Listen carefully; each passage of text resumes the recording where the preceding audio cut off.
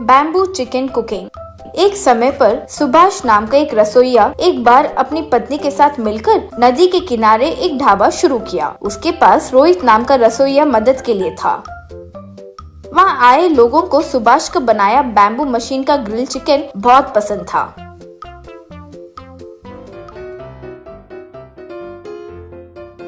एक कस्टमर सुभाष से, सुभाष जी, ये नदी के किनारे ये ग्रिल चिकन खाने का मजा, वाह, अलग ही मजा है जी। ऊपर से ये बैम्बू मशीन का आइडिया बहुत अच्छा है जी, वाह। रोज रोज उस ढाबा पर ज्यादा लोग आने लगे। एक बार सुभाष के पास उसे मुर्गी सरफराह करने वाला मुर्गियों का व्यापार आकर, क्यों भाई सुभाष, दिन ब दिन आपका व्यापार बढ़ता ही जा रहा है। तुम्हें देखकर मेरा भी मन करता है कि ढाबा शुरू कर लो भाई, तुम सपोर्ट करोगे? श्रीमान, आप मुर्गियों का व्यापार कीजिए, वही आपके लिए सही है। यहाँ बहुत सारा काम होगा, वो सब मेहनत करना पड़ता है। वो मेहनत मैं कर लूंगा भाई, तुम बस वो बैम्बू मशीन बनाकर दे दो, बस बाकी का मैं चला लूंगा। माफ कीजिए भाई, बस वो एक चीज मत मांगिए, ये बैम्बू मशीन ही मेरा निवेश है। ठीक है, तो तुम मेरी मदद नहीं करोगे ये कह रहे हो, मैं देख लूंगा। अगले दिन वो एक ढाबा को सुभाष के ढाबे के सामने शुरू किया। वो देखकर सुभाष की पत्नी, ओ जी, अचानक ये मुर्गियों का व्यापारी ऐसे ढाबा को कैसे शुरू कर लिया? वैसे वो रसोइया है कौन? ये उन दोनों देख रहे थे कि इतने में अंदर से रोहित आते ही सुभाष और उसकी पत्नी देखकर दंग रह गए।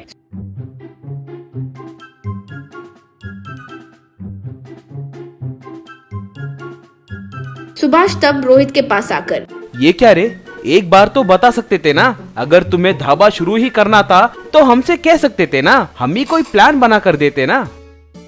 इसमें आश्चर्य में आने वाली क्या बात है? ये मुर्गियों का व्यापारी मेरे पास आकर अच्छा पेमेंट दूंगा कहा, मैं चले गया, बस सिंपल। ठीक है रे, तुम जहाँ भी हो खुश रहो, कहकर चले गया।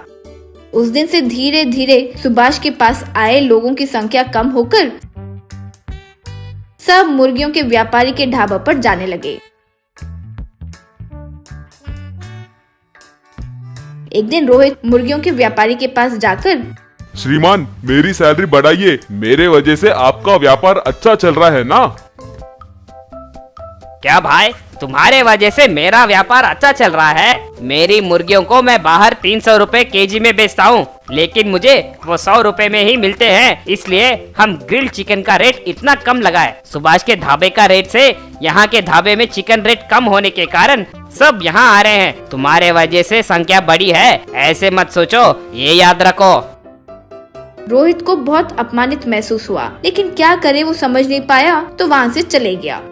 एक बार सुभाष परेशान बैठा था तो बेटी लक्ष्मी आकर, क्या हो पिताजी, क्यों इतने डल हो? सुभाष तब जो हुआ वो बताया।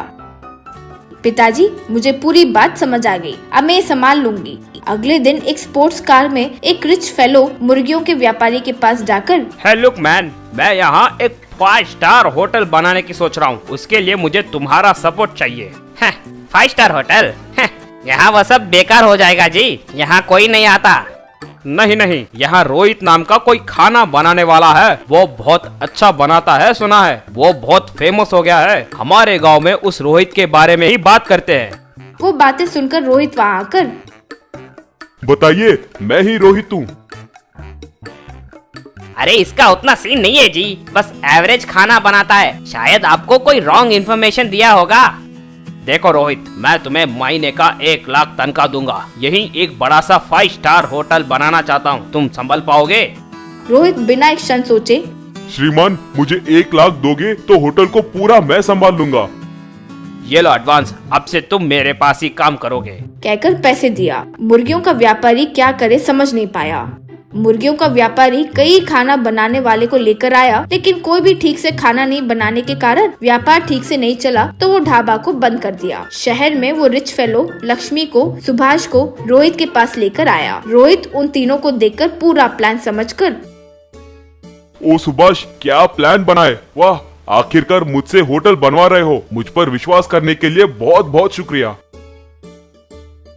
तब से रोहित उस 5 स्टार होटल में अच्छे से व्यापार करके जीने लगा। गरीब का मैजिकल सूटकेस रेस्टोरेशन। चिन्नी 9 साल की बच्ची थी। चिन्नी के पिता रोज मजदूरी करते थे। वो काम करके कमाए पैसे उसके परिवार के लिए जीने के लिए सिर्फ काफी था। लेकिन बहुत मेहनत करने के बावजूद चिन्नी के पिता उसे पढ़ाना चाहते थे, इसीलिए उस गांव के म्युनिसिपल स्कूल में उसे भर्ती करवाए। एक दिन चिन्नी की माँ अनुसुईया बिस्तर पर लेटकर धीरे से आवाज दे रही थी। वो देखकर चिन्नी, माँ क्या हुआ माँ, क्यों आवाज कर रही हो, बुखार आया है क्या?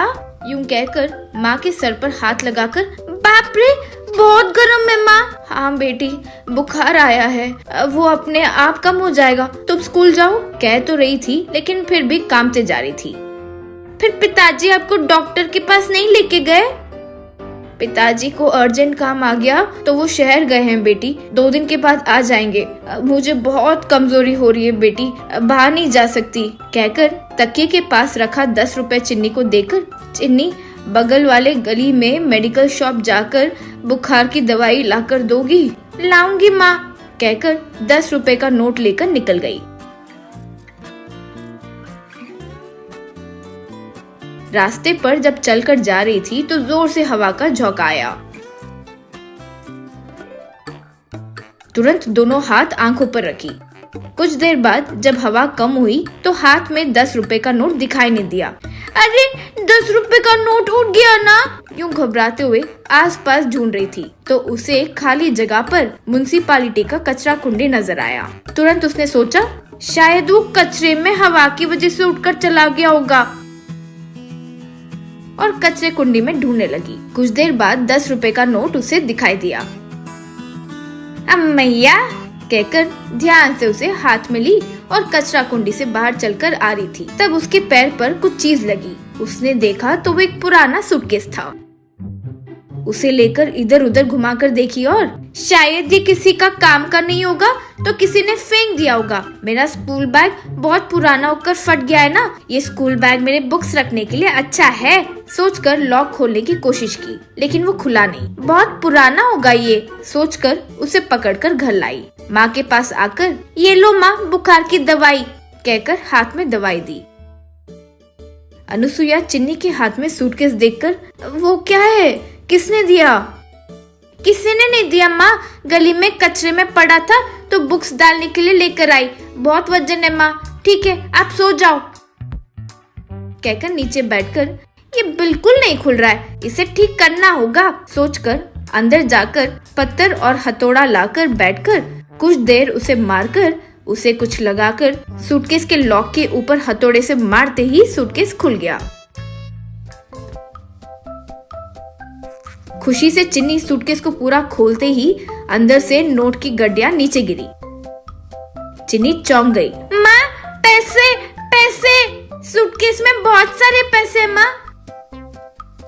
कंबल ओढ़कर सोई हुई अनुसुईया चिन्नी के पुकार सुनकर जाग गई और पैसे देखकर बाप रे बाप इतने सारे पैसे, कहकर दिल पर हाथ रखी। पिताजी के आने के बाद ये पैसे देखकर खुश हो जाएंगे। पिताजी हमेशा पैसे कमाकर लॉरी चलाना चाहते थे ना, इन पैसों को पिताजी को दे देंगे माँ। चिन्नी गलत है, हमें वो पैसे नहीं इस्तेमाल करना चाहिए। पिताजी भी किसी और के पैसे नहीं छुएंगे, बेचारे शायद कोई गलती से इसे फेंक दिए होंगे। ये पैसे को उन्हें लौटाना होगा। किसने फेंका या खोया है ये हमें कैसे पता होगा माँ? उस सूटकेस को यहाँ लाओ, एक और बार ढूंढेंगे, शायद कोई एड्रेस मिल जाए, कहकर सूटकेस खोलकर अंदर ढूंढकर इस सूटकेस में एक पेपर का टुकड़ा भी नहीं है, कहकर नीचे गिरे सारे पैसे सूटकेस में डालकर पिताजी गांव से आए, जब तक हम इतने सारे पैसे हमारे पास रखे तो खतरा हो सकता है। तुम्हें काम करूंगी माँ, क्या करना है? इस सूटकेस को ध्यान से ले जाकर तुम्हारे स्कूल के रास्ते पर जो पुलिस स्टेशन है वहाँ एक इंस्पेक्टर होंगे, जो हुआ वो सब उन्हें बताकर ये सूटकेस उन्हें दे दो, बोली खांसते हुए कमजोरी से। माँ पुलिस वालों के पास जाना होगा, यूं डरते हुए बोली अनुसुईया मुश्किल से सांस लेते हुए। क्यों चिन्नी, ऐसे डरना नहीं चाहिए, पुलिस वाले अच्छे लोग हैं, सबकी मदद करने के लिए ही वो होते हैं, जल्दी ले जाकर उन्हें दे दो, चिन्नी वो सूटकेस लेकर निकल पड़ी। छोटी सी गली में चल रही थी। सूटकेस वजन होने के कारण बीच बीच में उसे नीचे रखकर हाथ बदलते हुए चल रही थी। कुछ देर जाने के बाद गली के कोने में एक पान की दुकान पर खड़ा एक राउडी चिन्नी के हाथ में सूटकेस को देखकर उस दुकान से एक चॉकलेट लाकर चिन्नी के पास आकर,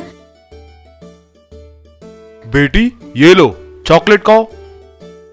चिन्नी चलते हुए, चॉकलेट? आप कौन हो? मुझे क्यों चॉकलेट दे रहे हो? वैसे अनजान लोगों का कुछ भी दिया नहीं लेना चाहिए, यूँ मेरी माँ ने बताया है। अरे तुम्हारे माँ ने तुम्हें नहीं बताया? मैं आपके चाचा के बेटा हूँ। अभी बस से उतरकर तुम्हारे घर आ रहा था तो तुम दिखाई दिए। मैं तुम्हारा भाई लगता हूँ। आज मेरा बर्थडे है, तुम ये लेकर खाई तो खुशी होगी।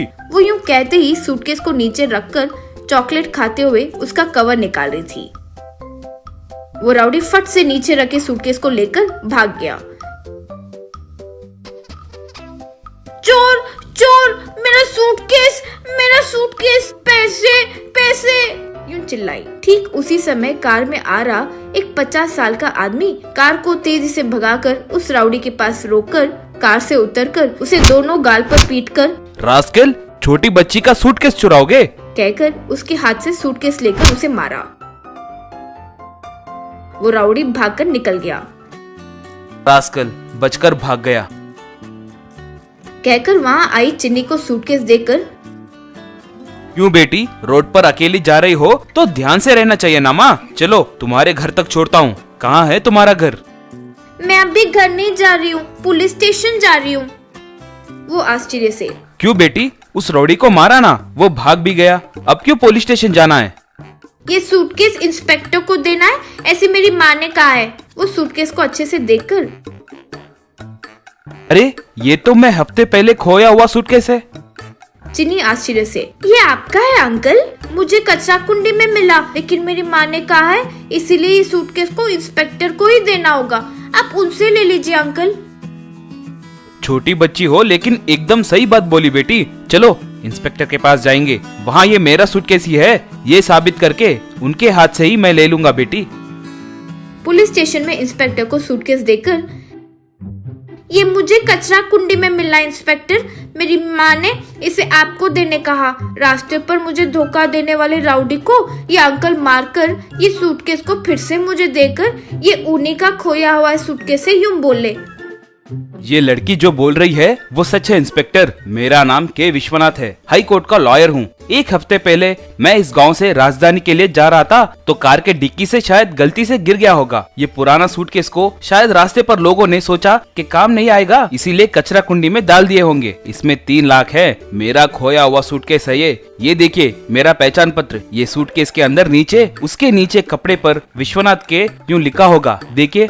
इंस्पेक्टर सूटकेस के अंदर देखकर, ये आप ही का सूटकेस है, कहकर उन्हें वो सौंप दिया।